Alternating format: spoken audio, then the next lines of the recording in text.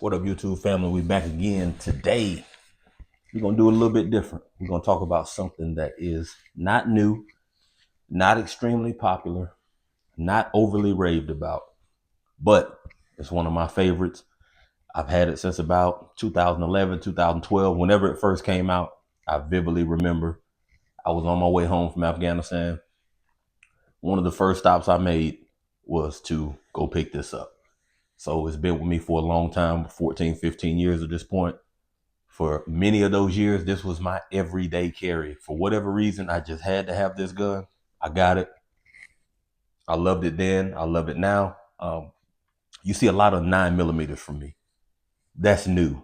So from the age of 21 to about 28, all I carried was 40 cal. So I slowly got into 9mm afterwards, but not to the extent that I am now. And that's partly because all of the guns that I like now seem to only come in 9mm. So that's kind of the way that it shifted. But I'll never get rid of any of my older 40 cals. Hell, I won't even show you guys a lot of my older ones.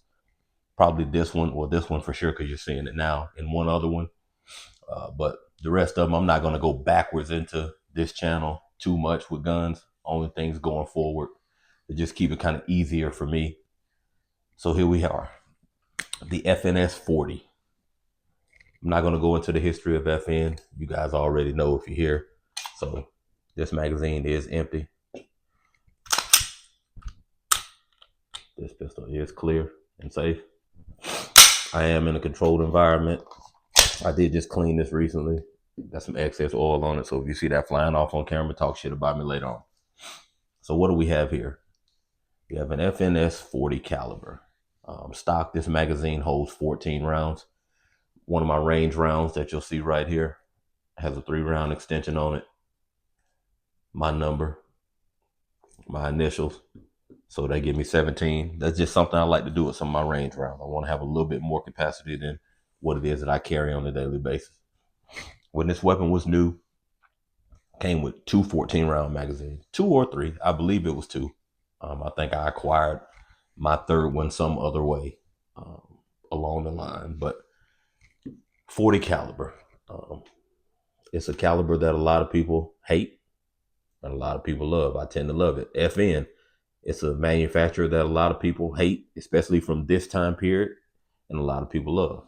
I'm not going to say I love the manufacturer. I just happen to love this weapon, but we're going to get right into the elephant in the room of what's already known.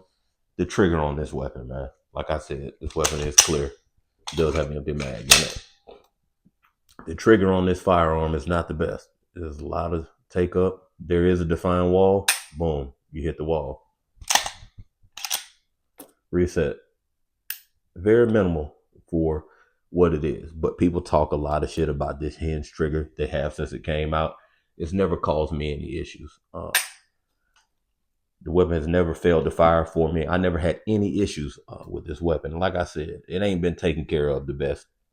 I carried this weapon every day since 2011 up until last year.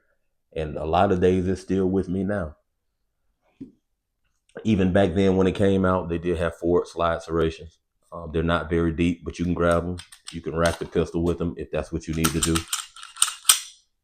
There are some rear serrations. They give you the ability to rack the pistol.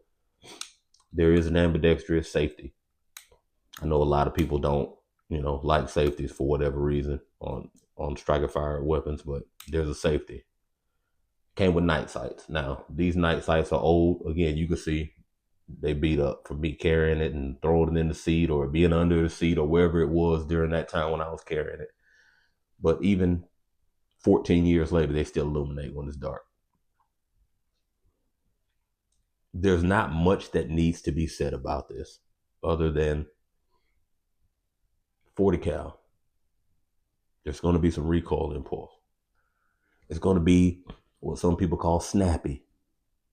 But even with it being all of that and it being a weapon that is not cut for an optic and you're just working off iron sights like I like to do, especially with 40 cal, I can hit 100 yards away iron sights with this weapon with no problem. Multiple times, back to back. And yeah, that takes practice, but there are some 40 caliber weapons that are polymer striker fired that present so much recoil that it makes that something very hard to do without you being an extremely great shooter or having an extensive amount of practice. Y'all, excuse me. I'm in Georgia, man. For whatever reason, this pollen is high as hell today and it's kicking my ass, and I refuse to take medicine. So if you hear me snorting, I don't do no cocaine or any kind of drug. So it ain't the booger. It's boogers. So there's that. But again, man, so I like how it shoots. It's snappy as 40 cal is, so I wouldn't expect anything else. I don't really have many complaints. I don't have any complaints, man. This firearm has been with me through a lot of situations. This is actually a firearm that I used in a self-defense situation in 2015. I'm not gonna get too deep into that, but I got it back. So obviously, everything went the way that it was supposed to go. But yeah, on a night that went terribly wrong, everything with this went terribly right, and I'm here. So I will put my life in his hands. I put my life in his hands. I've carried it on duty. I've carried it off duty. Even when I transitioned from that line of work, I still carry it. Like I said, man, this is something that I have with me a lot of the time. Even if I have one of my striker fired 9mm that I like to carry now, because I've transitioned, this is normally still with me. This is one of those what they would call truck guns. I got a couple cars, so it's there's never a time where you're going to be able to gauge what it is I have on me. All you're going to know is there are multiple firearms and multiple calibers with me at all times. So whatever it is that we have to do, we're going to be able to do it. And I bought this one out today because I'm in that stage where, again, I'm never going to get rid of my 40 cals. There's probably one more than I'm going to buy, but I'm getting ready to transition to 10 mil per se. I say transition because I'm never going away from 40, but I'm going to dive into 10 mil territory because it seems like, that's kind of where things are going, and I don't have one. Now, there's one in particular I've been looking at for a while. It's that Smith & Wesson 2.0 10 mil. Everybody says it's the bear stopper or whatever. They compare it to 40 Smith & Wesson. We'll see. I've heard people complain about it, but then again, a lot of those people that complain about how violent that round is are the same people that claim that you can't, control a 40 caliber, which is not true. So we'll see. We're going to do a comparison when I get it. But yeah, man, this is my baby. This ain't going to be long. I'm not going into all the details I normally would when it comes to a video. I just want to show you something that's old, that's in my collection that I, am in love with, always have been, and something different. Something else that I'm going to just go ahead and let you know. I'm getting rid of Sig, man. I think I'm gonna let them go, man. There's probably two or three that I'm gonna hold on to. Pre 320, and I'm probably gonna hold on to that M18. But I'm not gonna buy any more SIGs until we come to some sort of resolution on the 320 fiasco. The more I think about it, the madder I get about the way that they handled the situation, or mishandled the situation, I should say. And as much as I, was looking at the X Macro or the Rose or whatever it was with the 365 that I was into, I think I'm gonna hold off on that until they come up with a solution that I feel is valuable for all the people who've been affected by this 320 shit. I mean, there are ranges popping up saying you can't even bring them in there, and Sig wants to do nothing but play Twitter games and talk shit. So as far as FN goes, I'm gonna be honest with you. I've been disappointed in FN for the most part since this and the FNX came out.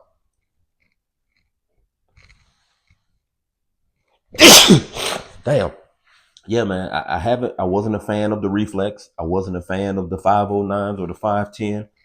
I kind of been, as an FN guy, I've been stuck on the FNS and the FNX. I think that was the best that they did it, and I haven't really liked anything since then. Yeah, the Reflex and the 509s share some similarities with this, but I think this was the top of the top, as we've seen from FN in recent years. Now, there's going to be some people that disagree, and that's cool. But for me, this was the top of the top. I don't think they ever touched it since then.